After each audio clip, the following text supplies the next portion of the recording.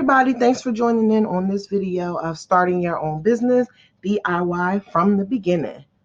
So I'll dive right in, give you some tools and tips and some information on how to get started with your own business and ways that you can do things yourself. Now, you can always hire people. I'm not opposed to hiring people, but I just want to show you ways that you can do it yourself. So my name is Latasha Bailey. I am Successor's founder. I'm a business consultant and personal coach, specializing in helping entrepreneurs start their own businesses and stay compliant within their states. So I teach LLCs, EIN numbers, helping you understand your legal documents. So for my personal coaching, I help with mindset, marriage, relationships, friendships, things like that. Maybe things that's going on in the workplace, just different things like that. Been doing this for about 10 years, helping several people start their own businesses and grow both professionally and personally. Alrighty. So this course will teach you how to come up with your business idea, or maybe ways to start coming up with your business idea, researching your business, creating a business plan, finances, business structure, business name, registering a business name, registering a business, licenses and permits, business checking accounts, accounting, and business location. So we'll jump right in. We're starting out with your business idea, which is really important for you to determine exactly how you want to get your business started and which way you want your business to go in.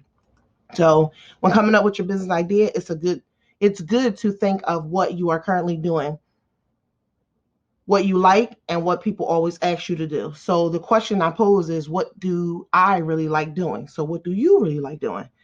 If it's something that you really like doing, it might be good of a business idea. Now, it might not, but it might also be something that you really, really like to do. So for instance, a lot of people come to me and they say, hey, Tosh, could you help me with some of my business information? Could you tell me where to follow and on? I'm like, wait, I am really, really good at this. So I started like working on training and learning, and then I started doing it. And it's been something that I love to do.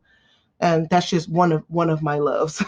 So for you, and you could be a person that like writing or creating content, and people come to you all the time and ask you if you could write something for them. Then that good business could be dealing with some kind of writing or content creating.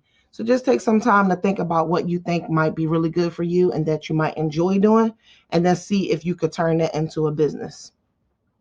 All right. Research is very important. Learn about what it takes to get your business where you need to go. So now that you've come up with your business idea, it is time to do some research. Does your idea have the potential to be successful? Think of these things. Is it a product or service? Does it solve a problem? Does it fulfill a need? Who needs your product or service? Are there other companies offering similar products or services? And if so, why would a potential customer choose yours? These are some of the key things that you want to think about. So let's move on so that we can dive deeper into what research looks like. In research of your business, you're looking for businesses that offer similar products and services as your business.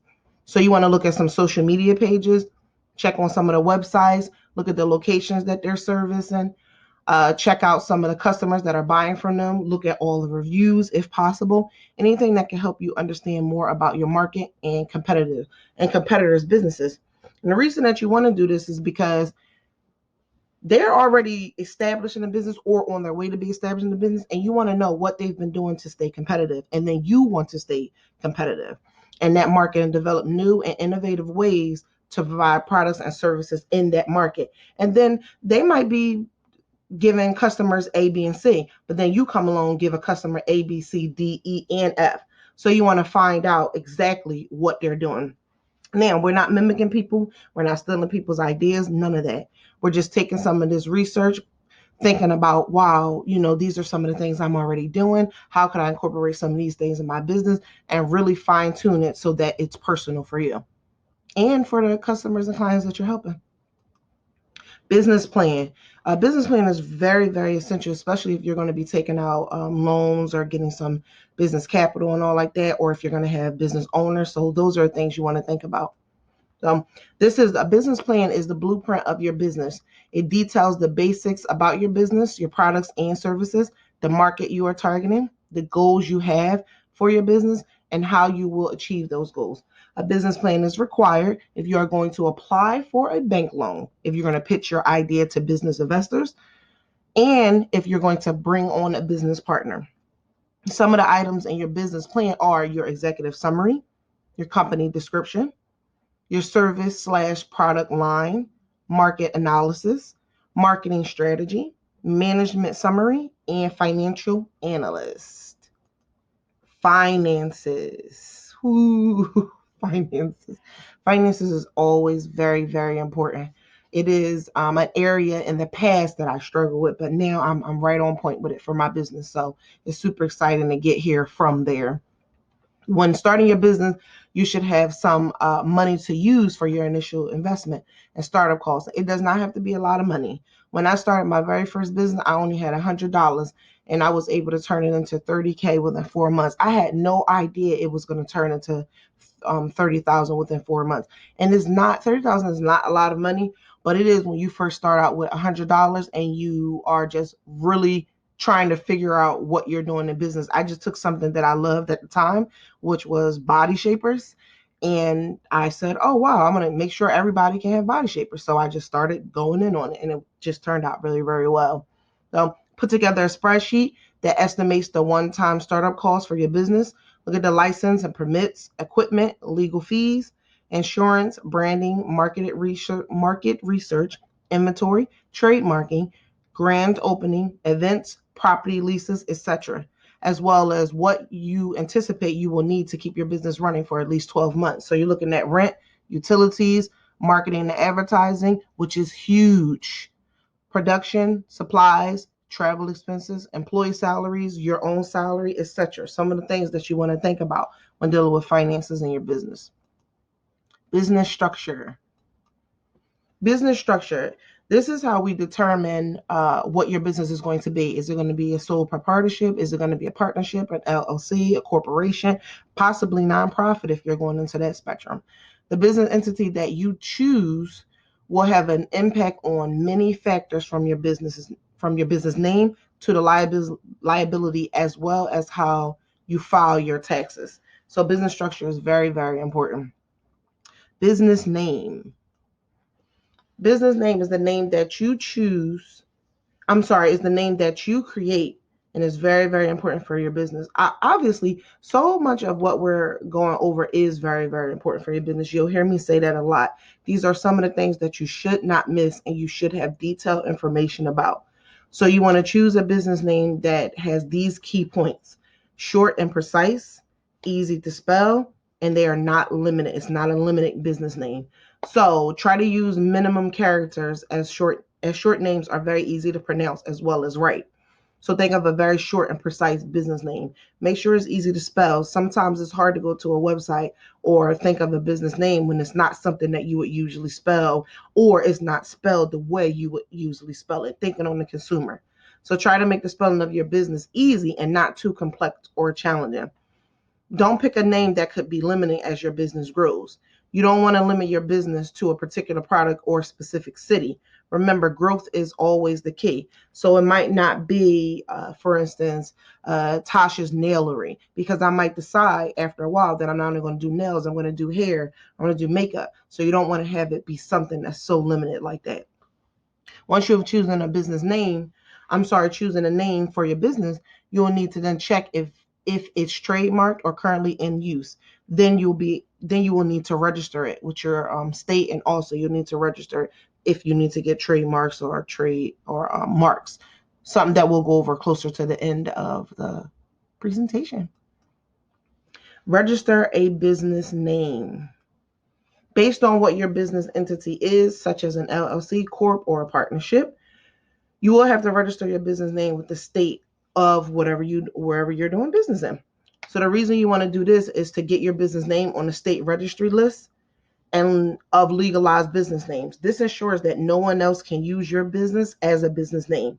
This is done by going to your state website and registering your business with the Secretary of State office. Sometimes it's an easy process. Sometimes it's a harder process. Again, if you are a member and successor, I'm going to go over these things with you in detail. So you're going to be able to see like different ones for different states and how you set up your own businesses and all like that. It's going to be very detailed. It will not be hard for you to follow at all. Get federal tax ID numbers. Now it's time to obtain your EIN number. This number is used to pay federal taxes, open checking accounts, pay employees, open business accounts with vendors, and business licenses and permits. In order to obtain your EIN number, you'll need to go to the IRS website and search EIN number. It's an online application, and at the end of the application, it will give you your EIN number. There is no charge for it. It is completely free. Keep in mind that you will only get the one copy that you see on the screen when you do your application online. It's not going to give you another one. So put it in a safe place, screenshot it, whatever you got to do, take a picture of it with your phone just to make sure that you never forget that number. The IRS no longer sends out EIN numbers by mail. Now, I'm not too sure if you're not able to request one from them if you lost it. I just have never been through that process before. I've always instructed everybody, or have done with myself, just making a copy of it and then storing it in a good place that I can always access it. Research your state to see where you need to apply for your state ID number. So every state is different and they have different laws and requirements. Not all states require you to have one, but it might be important for you to have a state ID, and you'll be able to, I'm sorry, not important. It might be required for you to have a state ID to do your business, and you'll be able to, for most states, log online and create a 6-digit ID, state ID number, maybe 6 to 10 digits. License and permits. Depending on the type of business you start, you may be required to obtain licenses and permits in your state.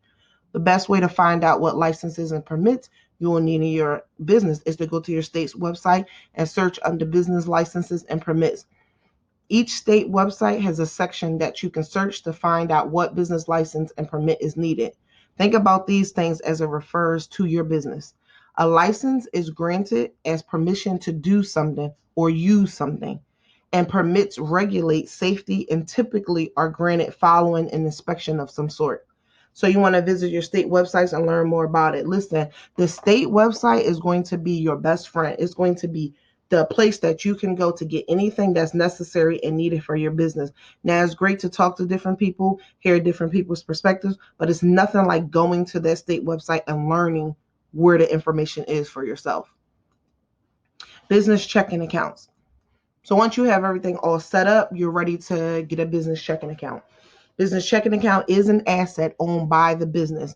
It is necessary for you to keep your business transactions and your personal transactions completely separate. And it's great to start building a business relationship with your bank, because you never know, you might need to be able to go and get loans from them, or business lines of credit or things like that. So developing that good relationship is key. I also like credit unions more than traditional bank accounts. I just feel like credit unions just do a little more for you as the customer, and they try to do a little more helping you with your business. I actually have a credit union for both personal and my business. Items needed to open up a business checking account. Obviously, identification for everybody. You need all the social security numbers for all the owners, operating agreement, and you want your operating agreement to be very specific to the ownership in the business. Articles of incorporation and a deposit to open a checking account. Now, backtrack. The articles of incorporation is the LLC or the corporation or documents that you filed with the state. Business insurance. Typical protections that you receive when filing an LLC or a corporation only protects your personal property from lawsuits, and that protection is limited. So think about a limited liability company. That limited liability company is just what it says, limited liability. So you will need insurance to supplement that to make sure that you're fully protected. Now, some people choose not to do that, and that's perfectly fine. I am always a fan of making sure that you are protected in case of an emergency. So business insurance makes sure that you are both your personal and business assets are fully protected. Research the insurance that is best for your business. Visit your state website again to learn in detail what insurance is necessary for your business. Keep in mind that if you have a business with employees, you are required to have a workers' compensation You're required to have workers' compensation, disability, and unemployment insurance. Do not go out here, start these businesses, hire people, and do not have the right insurance. It is the easiest way to get sued and lose everything. Do not do it. Try your best to focus on getting everything structured first before you go out here and start working on hiring people and doing different business practices. Business accounting. Excuse me. A very important part of your business is your accounting and bookkeeping. Depending on the business needs, it may work for you to hire an accountant, or depending on your business needs, it could be great for you to utilize software. If you choose to hire an accountant, understand that their primary role in your business is to prepare and examine financial records and to make sure taxes are paid properly and on time. So if you choose to use software and do it yourself, see below a list that can help you. Software that can help you with doing this is QuickBooks, Quicken, FreshBooks, and GoDaddy Bookkeeping. Now, I have not used any of them except QuickBooks, and I absolutely love QuickBooks. I print my one little couple documents at the end of the year. I'm able to put that right into my tax return. I do have a friend that is an accountant that she's actually she's an accountant. She's and she looks over actually I think she's a CPA. Um, but CPA accountants, and some of them just do business accountants. Some CPAs just focus only on tax returns, and that's perfectly fine. But she does. She works in a firm, and they kind of go over all your tax returns information. I send it to her just to backtrack me and double check where I might have made an issue. But I'm all about, again, DIY. So I try my best to see where I can do it. Now, I do know as the business grows and as my business grows, I'm not going to have the time or the energy to do that. And I definitely am unable to do it with a successor, but more with my coaching business, I'm able to do it. So I, love being able to do some DIY for myself and then being able to have her do some for my bigger business. Things to think about. Social media. Which platform do you want to start your business on? If you want to start on all platforms, how will you keep up with this content? Yeah, social media is huge for a business. It's free marketing, advertising of your business all day, every day, and everyone uses it. So if you're going to be on all platforms, then you're going to have to find a way to be very, very consistent with the content that you put up. I find it best, I'm not discouraging anybody. I just find it best that if you focus on one platform at a time, you can be a little more detailed and structured in it. So if you choose to use Instagram and then start off with some pictures and some good content, that might be good. Facebook, that also might be good. Twitter, that also might be good. LinkedIn, good places to start. Marketing, a key to success in business is marketing. How will you get your information out to your customers? Again, social media is huge with that, a big area, a big platform that you can use for that. I do know, I don't know her personally, but someone that I actually look at from time to time is King Ashley Ann. She's really doing it on social media marketing and advertising and things like that. Somebody good to look at. Another person I think is really, really good at is what is her name? I follow her too. I don't follow her as much as I follow King Ashley Ann, but I think that she is super awesome as well. And that's the Six Figure Chick. If you go to both of those social media pages, you can really see how these women are doing it and really dominating social media with it. And I absolutely love it. Location of your business. Will it be online, or do you need an actual location for customers or clients to come to? Obviously, starting out online is a little easier. It's much cheaper. You don't have to worry about extra amount of bills and different things that you have to pay for, because everything could be fine-tuned to your online website. So something to think about. You might want to start out online first, build up good customers, good clientele, and then start generating some money for your business, and then decide if you want to get a location. That's perfectly fine. Are you in a position to hire employees, or will you find consultants or assistants to help you and pay them per task? That might be better. It might be better to find some consultants and some assistants to help you out more than hire employees, because remember, you have to have all them different insurances in order to hire when you're going to hire employees, and that could be a little more money coming out the start from your business. So trademarks, copyrights, patents. This is going to be in an entirely different presentation because there's a lot of information for trademarks, copyright, and patents. But think about these for your business. What is necessary? It's very upsetting to do all of this work in your business and have someone come along and take it all from you by getting the correct paperwork filed before you. So really think about that. So thanks so much. That is the end of it. I'll leave this up for a bit just so you can see, especially things to work on. Stay tuned for the next class that's going to be coming up. If you are a member of Successor, remember it's every first Saturday of the month is a new masterclass. Though once or twice a week, there's new content put in all of the membership portals, so you'll be able to log into your membership portal and see all the new content that's there. Check the blog. This is really good information we're putting out. I do a lot of research and a lot of reading and connect with some of the best business gurus to find out where this information is needed to put it in the Successor platform. If you are not a member of Successor, that's okay as well. You can join into my membership with LatashaBailey.com. You can also get into personal consulting business consulting or my personal coaching. So again, you can reach me if you're a member of Successor at admin@successor.com, successor2@gmail.com, the website www.successor.com. If you are not, you can reach me at www.latashabailey.com, missbusinesscoach@gmail.com, and I will definitely reach back out to you within 24 hours. Alrighty, thanks so much, and I will see everybody soon.